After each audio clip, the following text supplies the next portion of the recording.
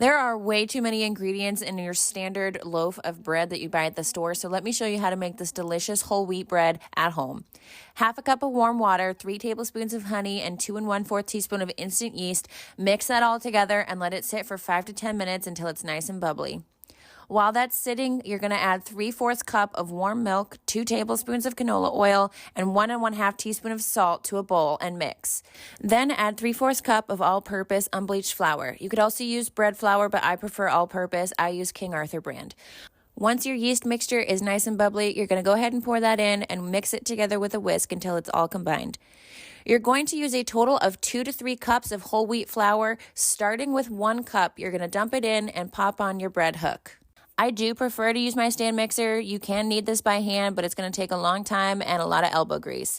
Mix it on low, scraping the flour down and adding 1 tablespoon of flour at each time. You're going to mix it until it's no longer sticky, but tacky and not sticking to your finger like you can see here in the video.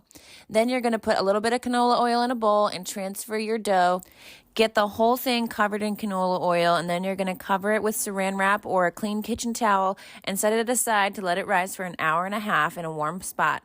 Once it's risen, punch the shit out of that dough. Get all the bubbles out.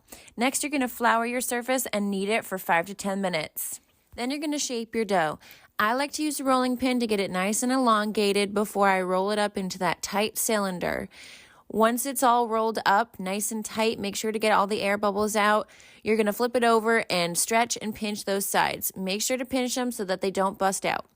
Get that bread pan all greased and stick it in there, cover it in saran wrap or that towel, and let it sit for another 45 minutes to an hour to rise and double in size.